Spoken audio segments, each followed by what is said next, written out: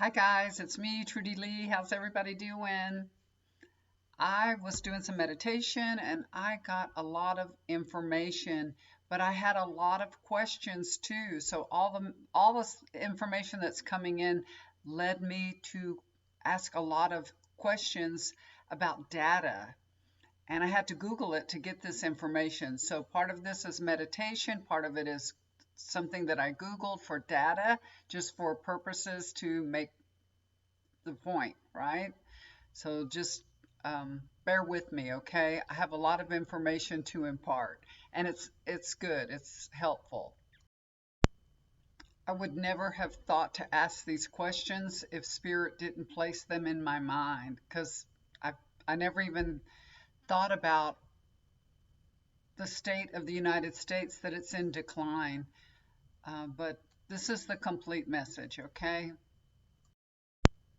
And I did write everything out because everything came all at once and I had a lot of questions and I kind of had to put it all together and write it out because it was just, things were just flying back and forth. Um, so I'm going to read to you what I've written down after my meditation and part of it during my meditation. So our government's position has always been don't bite the hand that feeds, you know. Uh, this is social control through fear. And we've all been asleep. You know, all the help and the support that the United States gives to other countries can easily turn into a missile. You know, the United States loves and it hates with the same ferocity. And the United States is loved and it's feared. And I think that's the main objective. The message the U.S. has been sending out for years is that if you have a mess, the United States will come and clean it up. We went to war in Vietnam and we lost. Afghanistan, we lost. Iraq, we lost. The last war that the United States actually won was World War II. And you know, do you know how many lives that cost us? How much money that cost us? Um, it's really astounding. The United States military spending in 2024 is 997 billion, highest in the world. Now, the Congressional Budget Office will report it to be about 850 billion. So they're trying to make it look lower, but it's actually higher than that. And in the big beautiful bill, they want to increase military spending to 150 billion more. Why? Why? In 2024, the average taxpayer, me and you, we we paid $3,707 towards weapons and war. Instead of allocating these dollars to improve the quality of life, investing in education, healthcare, infrastructure, job creation, economic growth, reducing inequality, we paid for military, for weapons, for war. So our government is serving the wealthy, right, instead of the citizens. Trump talks about making America great again. That's, you know, that's the whole thing that the Republicans are behind, making America great again, because they know that the United States is in a state of decline. They won't admit that, they won't say that, but the United States is in decline. It's the truth, you guys. I'm so sad to report this, but it is the truth.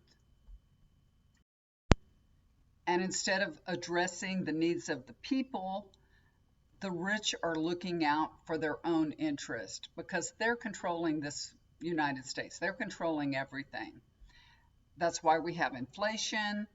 The rich are squeezing the middle class, the poor, you and me. Wealth inequity has skyrocketed. The top 1% own more wealth than the entire middle class. Wages for middle class have stagnated, and the top 1% income has grown by 300%. Can you believe that? It's hard to fathom, but just let that sink in. Wages have not, adjusted to keep up with inflation for decades. The cost of housing, healthcare, education, childcare have exploded. We, the middle class, are working harder and we're falling further behind. And there's a reason for all this. Private equity investment firms like BlackRock are buying up single family homes and driving up the prices and the prices of rent, the prices of homes. Zoning laws lack affordable housing. Uh, Zoning laws and lack of affordable housing keeps the supply artificially low. The billionaires and corporations are in control of our elections through super PACs and lobbying. Y'all knew this, right? Elite donors block reforms that might reduce inequality and universal health care and labor protections. So they're all against those things. Mega corporations like Amazon, Google, Walmart, they squeeze out small businesses. This consolidates all the wealth and power at the top, and it depresses the wages through anti-union, anti-competitive practices, which leads to the decline of the middle class, weakening democracy, lost production, motivation, social unrest, all the things we're going through, and decline in global competitiveness. The system is crumbling. You've heard it over and over that the systems will fall and that the United States is crumbling. You've heard it from, all kinds of people on the internet saying this, and it's actually true. Now the people are saying it in different ways, and I'm going to say it in, excuse me, leave it to me to have a coughing fit, but we've heard this over and over. But we're not alone. We're here making history right now. We're in the middle of history making, and we are powerful together. We need to all come together. That's how because we are the people. We are the people. We don't have to be squeezed. We need to connect with organizations and others that align with taking back our power. Show up, support your local businesses, speak up, lead with compassion, not with criticism. Be kind, stay involved. You are powerful. Hold on, because in 2026, we're going to have the opportunity to elect leaders that align with our values and equality. Engage in local politics. It's so important. A lot of times we're looking over that. We're all focused on presidential races, but we really need to engage in local politics because this affects taxes, rent control, energy rates. Watch how you're spending your money right now. You need to be really careful, cut back on waste. So subscriptions, name brand foods, watch what you're buying. Buy in bulk if you can. Use cashback apps. There's a lot of things you can do, like they have loyalty points and stuff. Eat out less. Invest in yourself. These are all ways that we can get through this together. You can take a low-cost course and learn some skills if you need to do that. Or you can teach some skills that you already have, and you can earn extra income that way.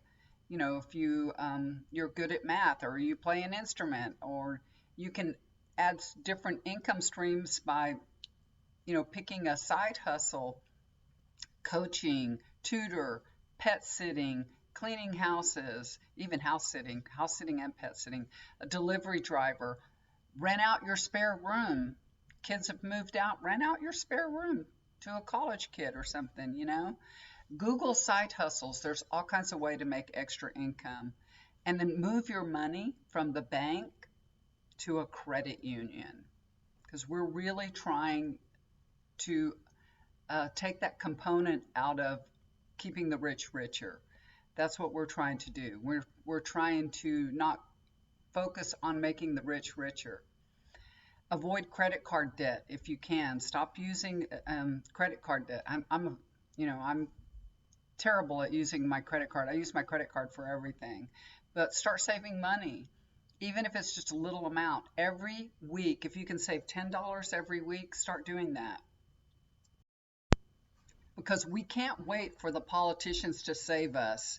We have to take action now, right? We can't wait till 2026. We got to do something now. And those are the things that we can do right now. When we all direct our money from the rich that are exploiting us and vote for people that will actually serve us, we can start to rebuild these old systems that are not working.